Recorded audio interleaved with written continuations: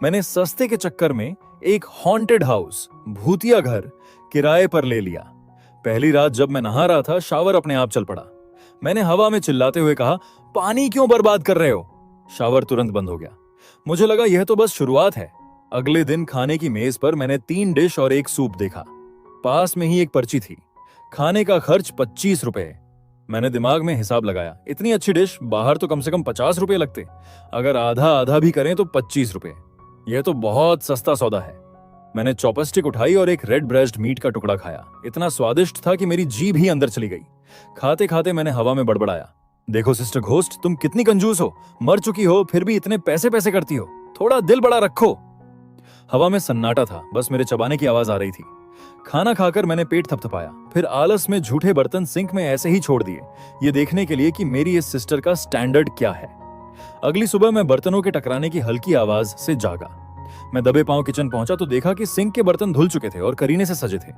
साथ में एक पर्ची थी, इस बार खून से नहीं बल्कि काले पेन से। बर्तन धोने का शुल्क 5 रुपए, महीने के आखिर में हिसाब होगा। मैं हंस पड़ा। वाह, पिछले 20 सालों में पहली बार ऐसी सिद्धांतों वाली भूत देखी थी। मेरी चुनौती की भावना जाग गई। मैंने कूड़े से भरा बैग दरवाजे पर रख दिया, जिससे रास्ता आधा ब्लॉक हो गया। हिम्मत है तो इसे हटाकर दिखाओ। अगले दिन कूड़ा गायब था और दरवाजे पर एक चिट्ठी चिपकी थी, भाग दौड़ का किराया 10 रुपए। जब मैं आधी रात को काम से थककर चूर होकर घर लौटा और अंधेरे में लाइट जलाई तो अचानक लिविंग रूम की लाइट अपने आप जल गई। रोशनी बहुत सुकून देने वाली थी। मेरे दिल का एक कोना पिघल गया। तभी लैंप शेड से एक पर्ची गिरी, तुम्हारे लिए लाइट जलाए रखने की बिजली का खर्च 5 रुपए। लो, अभी जो थोड़ी सी गर्माहट महसूस हुई थी वो इन 4 शब्दों ने चकनाचूर कर दी। मैंने छत की तरफ देखकर आंखें घुमाई। इसी तरह हंसते हंसते और झगड़ते हुए दिन बीतने लगे। मुझे अपनी इस भूतिया रूममेट की आदतें पता चल गईं। उसका नाम लियू रुयान है। उसे सफाई पसंद है। अगर मैं अंडरवियर जमीन पर फेंकता तो वह खुद ब खुद वॉशिंग बेसिन में चला जाता। उसे ऑब्सेसिव कंपल्सिव डिसऑर्डर OCD है। अगर मेरी किताबों की कतार ऊंचाई के हिसाब से नहीं होती तो अगले दिन सब ठीक हो जाता। वह बेहतरीन खाना बनाती है, लेकिन बहुत बदला लेने वाली है। मैंने एक बार कहा कि सब्जी में नमक ज्यादा है तो उसने 3 दिन तक मुझे सिर्फ उबला हुआ टोफू खिलाया। वह बहुत तीखी जुबान वाली भी है। एक बार मैंने सस्ती शर्ट खरीदी तो आईने पर भाप से लिखा आया, अजीब पसंद, वाहियात टेस्ट और कंगाल जेब। मैं गुस्से में हवा में चिल्लाया, तुम्हें क्या मतलब, मरने के बाद भी पैसे पैसे करने वाली कंजूस। तब आईना बदल गया, तुम भी तो वही हो। धीरे धीरे मुझे उसकी मौजूदगी की आदत हो गई, यहां तक कि मुझे अच्छा लगने लगा। कम से कम अब मुझे इंस्टेंट नूडल्स नहीं खाने पड़ते थे। इस ठंडे शहर में कोई तो था जो मेरे लिए लाइट जलाकर रखता था, भले ही उसके पैसे लेता था। एक दिन मेरा इकलौता ब्रदर जी बुचांग मुझसे मिलने आया। मैंने लियू रुयान से कहा, मेरा ब्रदर आ रहा है, वह डरपोक है, आज चुपचाप रहना। सुना? मेज से एक मैगजीन उड़ी, उस पर बड़े अक्षरों में ओके लिखा था। अगले दिन जब जी बुचांग अंदर आया, उसने सूंघ कर कहा, लिनबेई, क्या तुम अमीर हो गए? घर में नौकरानी रखी है क्या? इतना साफ है। अभी वह बोल ही रहा था कि टीवी पर चल रही फिल्म अचानक फाइनेंस चैनल में बदल गई। जी बुचांग डर गया, रिमोट कहां है, ये चैनल कैसे बदल गया? मैंने बिना डरे कहा, शायद सिग्नल खराब है। हम बातें कर रहे थे तभी जी बुचांग के सामने वाला कप मेज के किनारे की ओर 5 सेंटीमीटर खिसक गया। हे भगवान, ये क्या है? कप अपने आप कैसे हिल गया? मैंने आराम से कप वापस रख दिया। डरो मत, मेरा रूममेट थोड़ा नटखट है पर खाना अच्छा बनाता है। जी बुचांग मुझे ऐसे देख रहा था जैसे मैं पागल हो गया हूं। लिनबेई, क्या तुम पर बहुत दबाव है? तुम्हें मतिभ्रम, हेलुसिनेशन हो रहा है? मैंने आह भरी।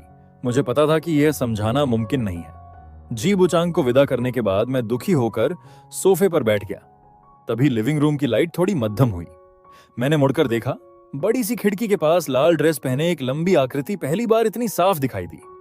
वह अर्ध पारदर्शी थी, जैसे धुआं चल रहा हो, लेकिन मैं उसके लंबे बाल देख सकता था। वह बड़ी बारीकी से उस खिड़की को साफ कर रही थी जिसे मैं सुबह साफ नहीं कर पाया था। वह हरकतें बहुत एकाग्र और किसी सनक की तरह सुंदर थीं। मुझे अचानक लगा कि दुनिया की परवाह, किसी का न समझना, ये सब बेकार है। इस बड़े शहर में अंततः मुझे एक घर और एक बहुत ही खास परिवार मिल गया था। लेकिन यह खुशी ज्यादा देर नहीं टिकी। कॉर्पोरेट की ठंड मेरे जैसे छोटे कर्मचारी तक पहुंच गई। एक ठंडी ईमेल और कुछ औपचारिक शब्दों ने मेरी 2 घंटे की मेहनत और मामूली सैलरी का अंत कर दिया। मैं कागज का डिब्बा लिए भीड़ भरी सड़क पर चल रहा था। पहली बार लगा कि मैं कचरे का कोई टुकड़ा हूं जिसे फेंक दिया गया है। घर आकर मैंने रजाई में अपना सिर ढक लिया। लंबे समय से दबी हुई असुरक्षा और दुख बाहर आ गए। न जाने कितनी देर तक रोता रहा। तभी लिविंग रूम से धीमी और मधुर क्लासिक धुन सुनाई दी। ये वही गाना था जिसे मैंने एक बार खाना खाते हुए हवा में कहा था, ये गाना बहुत अच्छा है, लगता है कि कितनी भी मुश्किल घड़ी हो इसे सुनकर पार कर लेंगे। मैंने अपनी नाक पोंछी और भारी कदमों के साथ बाहर आया। डाइनिंग टेबल पर एक प्लेट गर्मा गर्म कोका कोला चिकन विंग्स और उसके पास पड़ी एक पर्ची जिस पर बस 2 शब्द लिखे थे, मुफ्त है। आखिरकार मेरी आंखों से आंसू छलक आए। यह दुख के नहीं, सुकून के आंसू थे। मैंने पहली बार हवा की तरफ देखते हुए गंभीरता से कहा, शुक्रिया लियू रुयान। हवा में एक बहुत हल्की सी आह सुनाई दी। खाना खाकर मैंने अपना लैपटॉप खोला और नौकरियों के लिए रिज्यूमे भेजने लगा, लेकिन सब व्यर्थ। कभी कभी इंटरव्यू तक पहुंचता पर आखिरी में रिजेक्ट हो जाता। बैंक बैलेंस को हर दिन कम होते देख चिंता मुझे अंदर ही अंदर खाने लगी। मैं पूरी रात जागने लगा। अंततः मुझे उस कंपनी से इंटरव्यू का कॉल आया जिसका मैं सपना देखता था। मैंने अपनी एकमात्र अच्छी शर्ट निकाली जिसे मैंने संभाल कर रखा था। इंटरव्यू वाले दिन मैं बहुत जल्दी उठा, लेकिन बहुत घबराहट की वजह से नीचे कैफे में नाश्ता करते समय मेरे हाथ कांप गए और पूरी गर्म कॉफी मेरी शर्ट पर गिर गई। जिस मेट्रो ट्रेन को मुझे पकड़ना था उसके दरवाजे बंद हो रहे थे। मैं अंदर से ठंडा पड़ गया, लेकिन जैसे ही दरवाजा बंद होने वाला था ऐसा लगा जैसे बीच में कोई चीज फंस गई। एक तेज आवाज आई और दरवाजे फिर से खुल गए। मैं किसी तरह रेंगते हुए अंदर घुस गया। ट्रेन में मैं हाँफ रहा था और दिल जोरों से धड़क रहा था। सब कुछ इतना इत्तेफाक से हो रहा था जैसे कोई मेरे लिए रास्ता बना रहा हो। मैं इंटरव्यू शुरू होने से 5 मिनट पहले कंपनी पहुंचा। मीटिंग रूम में बैठकर हर एक सेकंड पहाड़ जैसा लग रहा था। आखिरकार मेरी बारी आई। मैंने लंबी सांस ली और कमरे में गया। 4 इंटरव्यूअर गंभीर चेहरे के साथ बैठे थे। मेरी हथेलियां पसीने से तरबतर थीं। तैयार किया हुआ परिचय दिमाग से बिल्कुल साफ हो गया। मैं अटक गया। जैसे ही मैं शर्मिंदगी से डूबने वाला था, मेज पर रखा एक काला पेन अचानक मेरे हाथ के पास लुढ़क कर आ गया। मैंने उसे पकड़ा। उसके ठंडे स्पर्श ने मुझे तुरंत शांत कर दिया। मैंने नीचे देखा। पेन पर बहुत बारीकी से 2 शब्द खुदे थे, धैर्य रखो, स्टेडी। मेरा दिल एकदम स्थिर हो गया। उन शब्दों ने मेरे अंदर एक इंजेक्शन की तरह ऊर्जा भर दी। गुड आफ्टरनून सर, मेरा नाम लिनबेई है। उस इंटरव्यू में मैंने आज तक का सबसे बेहतरीन प्रदर्शन किया। 1 हफ्ते बाद मुझे नौकरी का पत्र मिल गया। नौकरी मिलने के पहले दिन मैं तुरंत सुपरमार्केट गया और अच्छी शराब और ताजा सामान लाया। घर आकर मैंने ढेर सारा खाना बनाया, 2 गिलास शराब से भरे और 1 गिलास उठाते हुए कहा, लियू रुयान, ये ड्रिंक तुम्हारे नाम। शुक्रिया मेरी गोल्ड मेडल सिस्टर। 1 गिलास थोड़ा सा हिला जैसे वह मुझसे टकरा रहा हो। मैं हंसा पर आंखें नम थीं। मुझे पता था कि मैं अकेला नहीं हूं।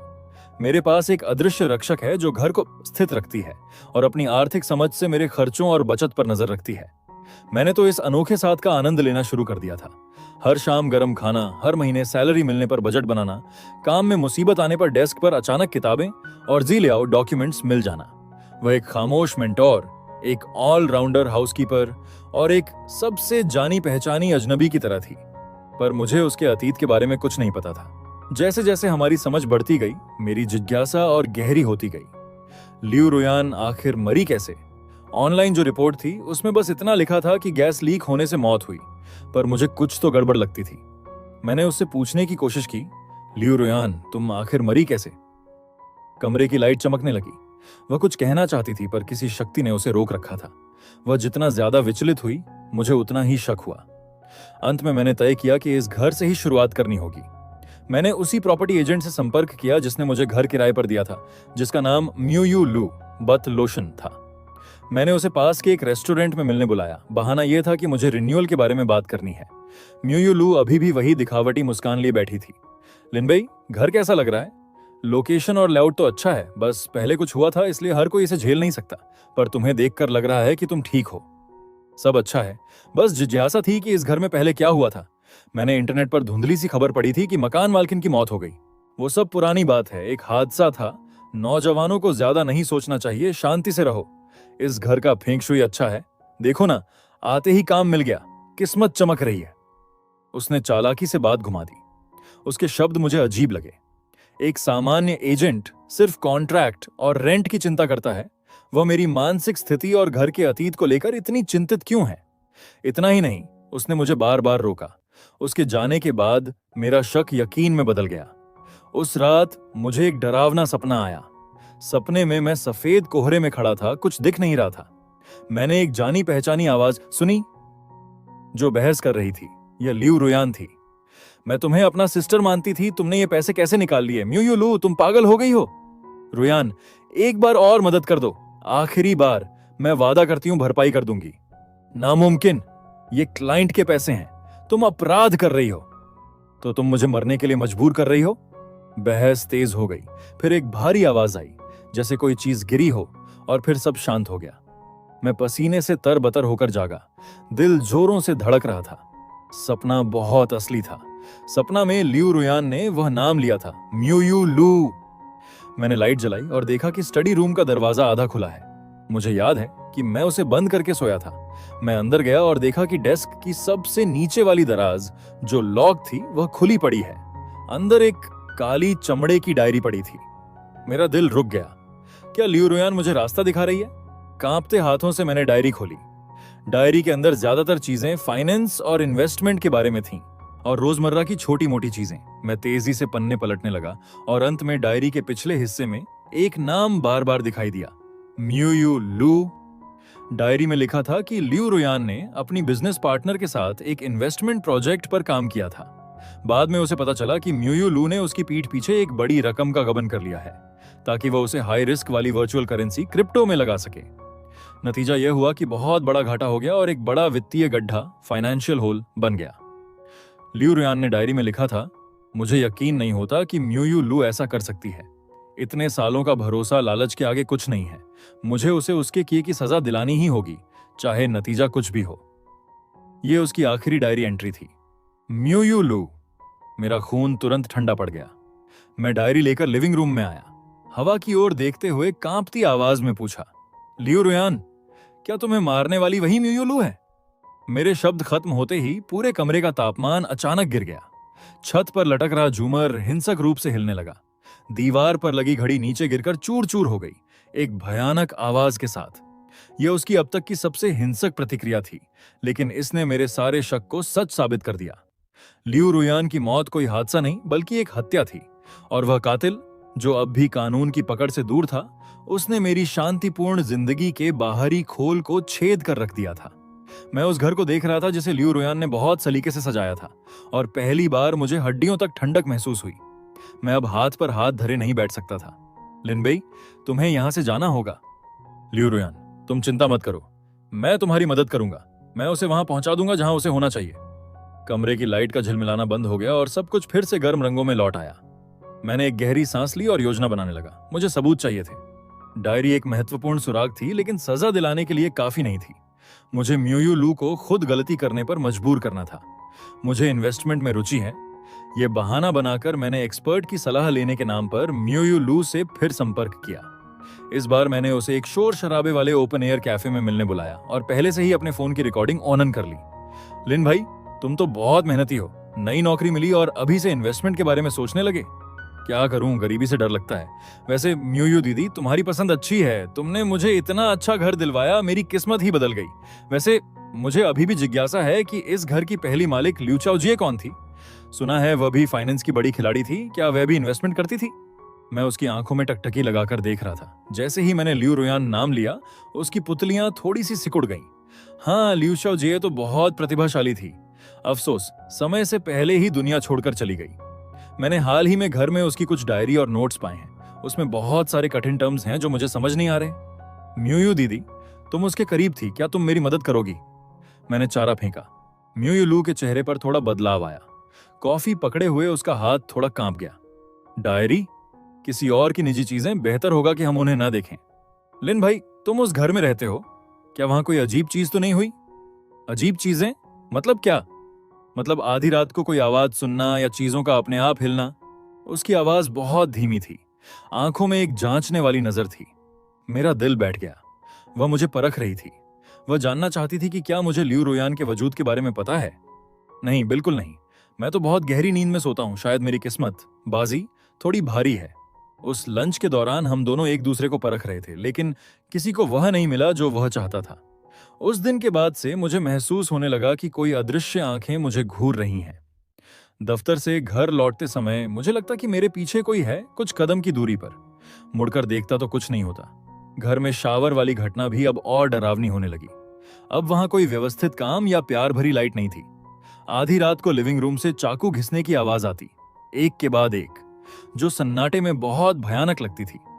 बाथरूम के शीशे पर अचानक खून का एक लाल हाथ का निशान आ जाता, जैसे कोई अंदर से बाहर निकलने के लिए संघर्ष कर रहा हो। मुझे पता था कि यह लियू रुयान का काम नहीं है। लियू रुयान की मौजूदगी में एक व्यवस्था और थोड़ा अजीब सा प्यार था, लेकिन ये निशान तो शुद्ध नफरत और दहशत से भरे थे। म्यूयू लू ने शायद कोई रास्ता निकाल लिया था, या किसी ऐसे व्यक्ति को ढूंढ लिया था जो जानबूझकर भूत प्रेत का नाटक कर रहा हो, ताकि मुझे डराकर भगा सके। वह डरी हुई थी। वह डरी हुई थी कि कहीं मैं लियू रुयान की चीजों में से कुछ ऐसा ना ढूंढ लूं जो मुझे नहीं मिलना चाहिए। एक आधी रात को मैं बुरे सपने से जागा। बेडरूम की खिड़की पर धुंध की एक पतली परत जमी थी। धुंध में कुछ अक्षर धीरे धीरे बन रहे थे। यह लियू रुयान थी। उसने अपनी पूरी ताकत लगाकर 3 शब्द लिखे, खतरा, भाग जाओ। उसके हाथ अब पहले की तरह मजबूत नहीं थे, बल्कि कांप रहे थे, जैसे वे अब भी गायब हो जाएंगे। मेरा दिल जोर से धड़का। वह मुझे बचा रही थी। यहां फंसी होने के बावजूद उसका पहला ख्याल यही था कि मुझे इस खतरनाक भंवर से बाहर निकाल दे। मैं खिड़की के पास गया, उन 3 शब्दों को मिटाया और ठंडे शीशे की ओर देखकर धीरे से लेकिन दृढ़ता से कहा, मैं नहीं जाऊंगा। यह हमारा घर है। जिसे जाना चाहिए वह कोई और है। अगले दिन मैंने छुट्टी ली। मैंने ऑनलाइन कुछ ऐसे छोटे कैमरे खरीदे जो चार्जर या घड़ी जैसे दिखते थे। एक मुख्य दरवाजे की तरफ, एक लिविंग रूम के कोने में और एक स्टडी रूम की बुक शेल्फ में छुपा दिया। कैमरे लगाने के तीसरे दिन म्यूयू लू का फोन आ गया। लिन भाई, क्या तुम घर पर हो? हाल ही में गैस कंपनी वाले एरिया का सुरक्षा चेक कर रहे हैं, एक एजेंट के तौर पर। मुझे उनके साथ जाकर पाइपलाइन की स्थिति देखनी होगी। बताओ कब समय है? गैस पाइपलाइन की जांच, कितना अच्छा बहाना। कानूनी तौर पर कमरे में घुसने के लिए भी और अपनी अगली चाल के लिए जमीन तैयार करने के लिए भी। मैंने अपनी घृणा को दबाया। ठीक है, मैं आज घर पर ही हूं, तुम कभी भी आ सकती हो। फोन रखते ही मैंने तुरंत लियू रुयान के लिए मैसेज छोड़ा। मैंने एक पर्ची पर लिखा, वह आ रही है, थोड़ी देर में जो हो उसके हिसाब से संभल लेना। लिखने के बाद मैंने पर्ची लिविंग रूम में सबसे दिखाई देने वाली जगह पर रख दी। आधे घंटे बाद डोरबेल बजी। मैंने पीपहोल से देखा, म्यूयू लू बाहर खड़ी थी। मैंने दरवाजा खोला और गर्मजोशी से उसे अंदर बुलाया। म्यूयू दीदी, तुम्हारी मेहनत है। नहीं नहीं, किराएदारों की सुरक्षा जो जरूरी है। कमरे में कदम रखते ही उसकी नजरें कहीं नहीं रुकी। वह एक जहरीले सांप की तरह चारों तरफ देख रही थी। Living room, dining area, balcony. आखिर में उसकी नजर टिकी उसका ध्यान बंद दरवाजे पर था। वह किचन की तरफ बढ़ी और मैं उसके पीछे। उसने गैस चूल्हे और वाटर हीटर के पास जाकर तोड़फोड़ का नाटक किया, लेकिन उसका मन कहीं और ही था। तभी उसके पास रखी एक खाने की कुर्सी अचानक पीछे की तरफ आधा मीटर खिसक गई। अरे! म्यूयू लू का चेहरा सफेद पड़ गया। उसने मुड़कर देखा, लेकिन लिविंग रूम खाली था। क्या हुआ म्यूयू सिस्टर? कुछ नहीं, शायद मेरी आंखें धोखा खा गईं। उसने शांत होने का नाटक किया, लेकिन उसकी माथे पर ठंडी पसीने की बूंदें आ गईं। यह देखकर मेरा शक यकीन में बदल गया कि वह कितनी दोषी है। एक निर्दोष इंसान कुर्सी के हिलने से इतना नहीं डरता। मैं वॉशरूम जा रही हूं। मैंने लिविंग रूम के कोने में लगे आईने के रिफ्लेक्शन से उस पर नजर रखी। उसने 2 कदम आगे बढ़ाए, लेकिन अचानक दिशा बदलकर दबे पांव स्टडी रूम की तरफ चल दी। वह आ गई थी। उसका निशाना स्टडी रूम में रखी लियू रुयान की निशानियां, बिलोंगिंग्स थीं। मेरा दिल गले में अटका हुआ था। जैसे ही उसका हाथ स्टडी रूम के दरवाजे के हैंडल को छूने ही वाला था, धड़ाम! वॉशरूम का बल्ब फट गया। फिर वॉश बेसिन का नल, शावर स्प्रे और टॉयलेट का फ्लश, जितनी भी चीजें पानी दे सकती थीं, सब एक साथ चालू हो गईं। म्यूयू लू एक तीखी चीख के साथ स्टडी रूम के दरवाजे से हटकर दूर जा गिरी। मैं तुरंत दौड़कर गया और उसके सामने घबराने का नाटक किया। क्या हुआ म्यूयू सिस्टर? ये घर, वो बाथरूम।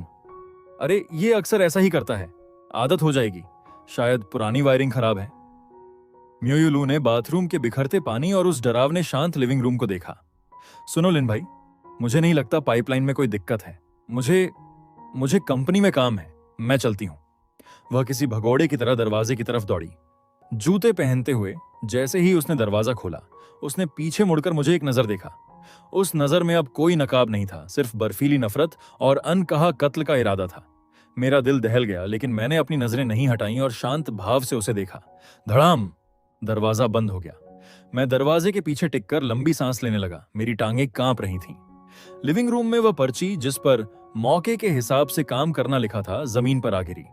मैंने उसे उठाया। मैंने पहला राउंड जीत लिया था। मैंने तुरंत अपने फोन पर कैमरे का रिकॉर्डिंग चेक किया। वीडियो में म्यूयू लू की वह चालाकी और अंत में वह कातिलाना नजर साफ दिख रही थी।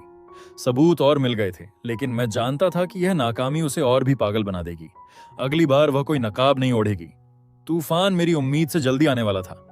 म्यूयू लू नाकाम होने के बाद अब पूरी तरह खुलकर सामने आ गई थी। वह जानती थी कि घर में कुछ अजीब है और उसने अब उसे ही अपने हथियार की तरह इस्तेमाल करने का फैसला किया।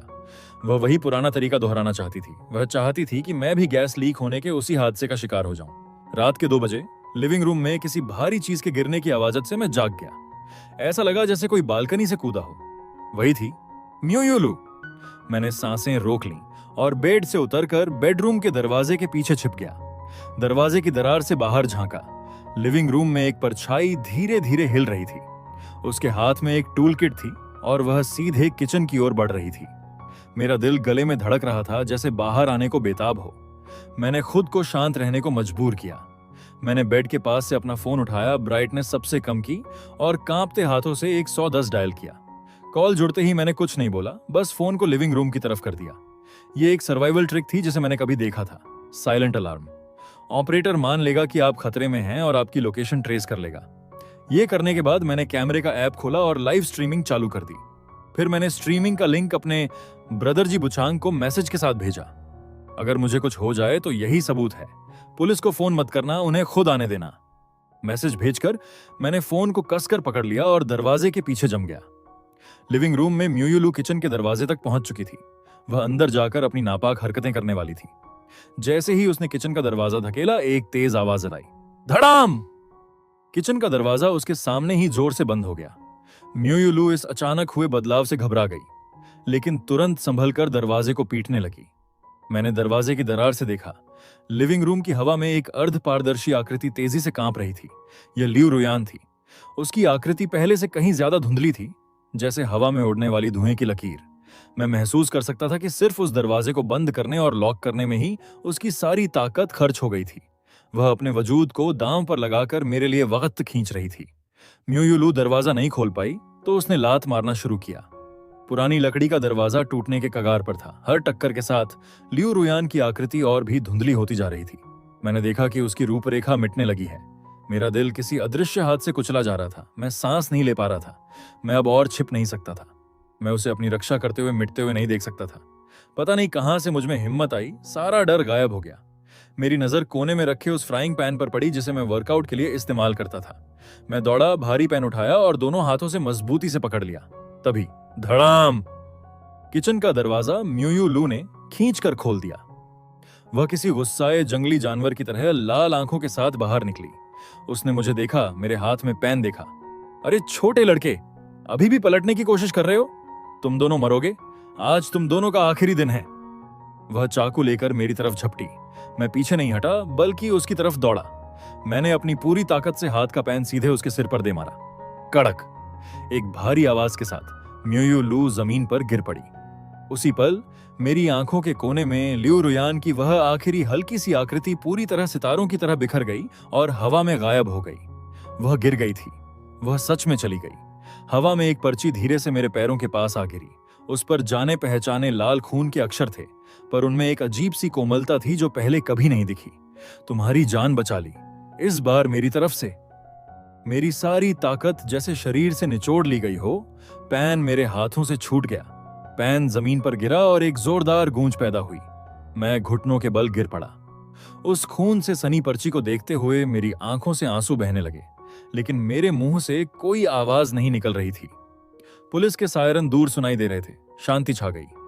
मैं बच तो गया, लेकिन मेरी दुनिया खाली हो चुकी थी।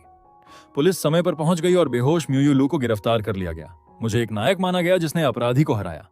मुझे कंबल में लपेटकर पुलिस स्टेशन ले जाया गया। मेरा फोन रिकॉर्डिंग, घर के कैमरे का वीडियो और वह लाइव स्ट्रीमिंग लिंक जिसे मैंने अपने ब्रदर जी बुछांग को भेजा था, म्यूयू लू के खिलाफ पक्के सबूत बन गए। पूछताछ के कमरे में मैंने एक दयालु महिला पुलिस अधिकारी को सब कुछ बता दिया। बेशक मैंने लियू रुयान का जिक्र नहीं किया। मैंने बस इतना कहा कि घर किराए पर लेने के बाद मुझे अक्सर घर में कुछ अजीब संकेत मिलते थे, जैसे खतरे के समय लाइट का जलना या चीजों का गिरना। इस बार भी किचन का दरवाजा अपने आप बंद हुआ, जिससे मुझे पुलिस को फोन करने और अपना बचाव करने का समय मिल गया। शायद घर के पिछले मालिक की आत्मा मेरी रक्षा कर रही थी। महिला पुलिस अधिकारी ने और पूछताछ नहीं की, बस सहानुभूति से मेरा हाथ थपथपाया। उन सबूतों के आधार पर पुलिस ने जल्द ही म्यूयुलू के मामले की परतें खोल दी। उसके phone call record, bank statement और अंडरग्राउंड कैसीनो में पैसों का लेन देन एक सच्चाई की ओर इशारा कर रहे थे।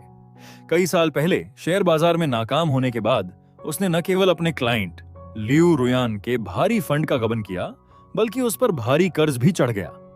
लियू रुयान ने जब उसे पकड़ा और पुलिस में आत्मसमर्पण करने को कहा तो रास्ता न देखकर उसने हत्या कर दी।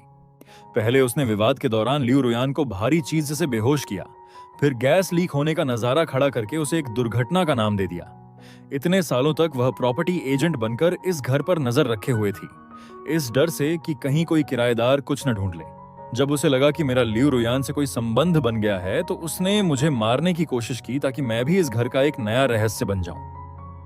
कुछ दिनों बाद सभी न्यूज मीडिया ने उस ठंडे पड़े केस के सुलझने की खबर दी। लियू रुयान का नाम आखिरकार उस मजाकिया शब्द दुर्घटना से अलग हो गया। उसके साथ हुआ अन्याय दूर हुआ। मैं टैक्सी में बैठकर फोन पर न्यूज देख रहा था। राहत महसूस हुई, पर उससे कहीं ज्यादा खालीपन था। मैं वापस उसी घर में लौटा, उस जगह जहां हम दोनों घर कहते थे। दरवाजा खोला तो अंदर सब साफ और व्यवस्थित था। खिड़की से धूप आ रही थी, सब वैसा ही था जैसा मैं छोड़ गया था। उसकी मौजूदगी के निशान हर जगह थे। किताबें सही जगह, बिना दाग का फर्श, किचन में मसालों के डिब्बे। लेकिन मैं जानता था कि वह अब नहीं है। अब न ए सिस्टम वाली खून की चिट्ठियां होंगी, न ही बिजली के बिल की वह प्यारी सी पर्ची, और न ही आधी रात को कपड़े इस्त्री करती वह लाल ड्रेस वाली धुंधली आकृति। पहली बार मुझे ऐसी घुटन भरी तन्हाई महसूस हुई। मैं सोफे के पास गया, उस तकिए को गले लगाया जहां वह अक्सर बैठती थी, और अपना चेहरा उसमें छिपाकर फूट फूट कर रोने लगा। जब मैं थक गया तो मैंने कमरा साफ करना शुरू किया। मैं जानता था कि उसे सफाई कितनी पसंद थी, मैं इसे गंदा नहीं छोड़ सकता था। स्टडी रूम को साफ करते समय मैंने डायरी के नीचे एक और काली अकाउंट बुक, लेजर, ढूंढी। ये मेरे और उसके बीच का हिसाब था। उसमें एक एक करके लिखा था: 10 मई रात का खाना ए सिस्टम, लिनबेई पर उधार 25 रुपए। 12 मई बर्तन धोना, लिनबेई पर उधार 5 रुपए। 15 मई कूड़ा फेंकना, लिनबेई पर उधार 10 रुपए। मैं पन्ना पलटता रहा, हंसता रहा और रोता रहा। यह कंजूस सिस्टर। आखिरी पन्ने पर मुझे लगा कि कुल उधार का हिसाब होगा, लेकिन वहां कोई बिल नहीं था। बस एक लाइन थी, जिसे काले पेन से बहुत खूबसूरती और उस कोमलता के साथ लिखा गया था जिसे मैं कभी नहीं समझ पाया। लिनबेई, अच्छी तरह जीना, समय पर खाना खाना। लियू रुयान। इसे देखते ही मेरा संयम पूरी तरह टूट गया। मैं उस किताब को गले लगाकर जमीन पर ऐसे बैठा रो रहा था जैसे पूरी दुनिया ने मुझे अकेला छोड़ दिया हो। जीवन तथाकथित सामान्य स्थिति में लौट आया। मैं रोज उस कंपनी में काम करने जाने लगा जिसका मुझे सपना था। ऑफिस की चार दीवारी में मैं एक भावनात्मक रूप से स्थिर वयस्क का नाटक करता। किसी को नहीं पता था कि मैं किस तरह की जानलेवा मुसीबत से गुजरा हूं, और नहीं किसी को पता था कि मैंने कितना महत्वपूर्ण व्यक्ति खोया है। मैंने घर नहीं बदला। जिबुचांग ने कई बार समझाया कि यह जगह बहुत दुख देती है, मुझे वातावरण बदल लेना चाहिए। मैंने मना कर दिया। मैंने कहा, यह मेरा घर है। मैंने अनजाने में ही उन नियमों का पालन करना शुरू कर दिया जो हमारे बीच थे। खाना खाते ही मैं तुरंत बर्तन धोकर पोंछ देता था। कूड़े का थैला भरते ही उसे फेंक देता था। मैंने खाना बनाना सीखा, हालांकि वह बहुत खराब था, पर मैं 2 लोगों के लिए खाना बनाता था। मैं दूसरी प्लेट खाली कुर्सी पर रख देता था और हवा से बातें करता रहता। दफ्तर में क्या हुआ, क्लाइंट्स कैसे थे, बोनस कितना मिला। मुझे पता है कि अब कोई जवाब नहीं आएगा। न ही आईने पर मेरे टेस्ट का मजाक उड़ाने वाले शब्द होंगे, न ही मेरे दुखी होने पर बजने वाला कोई क्लासिक गाना। लेकिन मैंने जिद में उन आदतों को बनाए रखा, जैसे कि ऐसा करने से वह कभी गई ही नहीं। मैंने काम में अपनी जान लगा दी, पहले से ज्यादा मेहनत की। मुझे बड़े प्रोजेक्ट्स मिले, प्रमोशन हुआ, सैलरी बढ़ी। सहकर्मी कहते हैं कि मैं बदल गया हूं, शांत और दृढ़, जैसे बिना थके काम करने वाली कोई मशीन। सिर्फ मैं जानता हूं कि मैं क्यों ऐसा कर रहा हूं। मैं चाहता हूं कि वह देखे, मैं चाहता हूं कि वह जाने कि मैं सच में अच्छी तरह जी रहा हूं। अपने पहले बड़े बोनस के साथ मैं शहर के बाहरी इलाके में कब्रिस्तान गया। मुझे लियू रुयान की कब्र मिल गई। फोटो में वह मेरी कल्पना से भी ज्यादा छोटी और सुंदर लग रही थी। उसने लाल रंग की ड्रेस पहनी थी। आंखों में सादगी और होठों पर एक हल्की सी मुस्कान थी। वह बहुत प्यारी सिस्टर थी। मैंने कब्र के सामने सफेद गुलदाउदी के फूल रखे, फिर अपने बैग से 4 पेपर पर प्रिंट किया हुआ एक बिल निकाला और उसे आग लगा दी। उस पर लिखा था किराया, पानी, बिजली, सुरक्षा शुल्क, मानसिक क्षति का हर्जाना, कुल मिलाकर एक पूरी जिंदगी। लियू रुयान, पूरा हिसाब चुकता हो गया। अगले जन्म में मेरा कर्ज चुका देना। आग की लपटें मेरे चेहरे पर पड़ रही थीं। मैं मुस्कुराया, पर मेरी आंखों से आंसू गिर रहे थे। यह सब करने के बाद मुझे लगा था कि मेरा और उसका किस्सा यहीं खत्म हो गया। लेकिन उस दिन एक जरूरी प्रोजेक्ट की वजह से आधी रात तक काम करने के बाद जब मैं थका हारा घर पहुंचा तो घर में पूरी तरह अंधेरा था। मैंने आदत के मुताबिक दीवार पर लगे स्विच की तरफ हाथ बढ़ाया। खट, लिविंग रूम का वह जाना पहचाना लैंप जल उठा, वही गर्म और कोमल रोशनी। मैं ठिठक गया। मेरी नजरें धीरे से डाइनिंग टेबल की तरफ गईं। मेज पर एक गिलास गर्मा गर्म दूध रखा था। उसकी सफेद भाप रोशनी में ऊपर की ओर उठ रही थी। मेरा दिमाग खाली हो गया। मैं दरवाजे पर किसी पत्थर की मूर्ति की तरह जम गया। हिलने या सांस लेने की हिम्मत तक नहीं हुई। सब कुछ इतना जाना पहचाना और फिर भी इतना अवास्तविक था। क्या यह मतिभ्रम, हेलुसिनेशन है? लंबे समय से शांत मेरा दिल अचानक जोरों से धड़कने लगा। मैंने बहुत धीमी कांपती हुई आवाज में फुसफुसाकर पुकारा, लियू रुयान, लियू रुयान। लिविंग रूम में भयानक सन्नाटा था। सिर्फ दूध का वह गिलास था जो बिना थके भाप छोड़ रहा था। मैंने निराशा में अपनी आंखें झुका लीं। मैंने वही सोचा था जो सच था। मैंने ही ज्यादा सोच लिया था। मैं खुद पर हंसा और जूते बदलने ही वाला था कि तभी मुझे उस नोट के पास कुछ दिखाई दिया जिसे मैं अक्सर उसके लिए छोड़ता था। उस पर कुछ धीरे धीरे उभर रहा था। मैंने अपनी सांसें थाम लीं और उस छोटे से पीले कागज के टुकड़े को एकटक देखने लगा। काले पेन से लिखी जानी पहचानी लिखावट एक एक शब्द करके साफ दिखने लगी। लाइट जलने का शुल्क 5 रुपए, दूध का शुल्क 15 रुपए, महीने के आखिर में हिसाब होगा। उस महीने के आखिर में हिसाब होगा को देखते ही मेरी आंखों से आंसू बह निकले। मैं रोते रोते हंसने लगा। लियू रुयान, तुम कितनी कंजूस सिस्टर हो, तुम कितनी बड़ी कंजूस हो। रोशनी में वह चेहरा जिसे मैं दिन रात याद करता था एक पल के लिए उभर आया। वह पहले से कहीं ज्यादा स्पष्ट थी। हालांकि वह अब भी अर्धपारदर्शी थी, लेकिन मैं उसे साफ देख सकता था। उसने वही लाल ड्रेस पहनी थी, चेहरे पर वही पुरानी लाड़ प्यार भरी मुस्कान थी। वह कुछ बोली नहीं, लेकिन उसकी आंखों ने सब कुछ कह दिया। उस दिन अपनी जान दांव पर लगाकर मेरी रक्षा करने से वह पूरी तरह गायब नहीं हुई थी। बस उसकी सारी ताकत खत्म हो गई थी और वह गहरी नींद में चली गई थी। मेरी तड़प, मेरा रोजाना की तरह अच्छे से जीना और मेरा इस घर को वैसे ही बनाए रखने की जिद, ये सब मजबूत इरादे लगातार ऊर्जा बनकर उसे उस नींद से धीरे धीरे जगा रहे थे। तुम यहां से गई क्यों नहीं? तुम्हारी शिकायतें और हिसाब तो खत्म हो गए थे। तुम वहां क्यों नहीं गई जहां तुम्हें जाना चाहिए था? उसने सीधे जवाब नहीं दिया।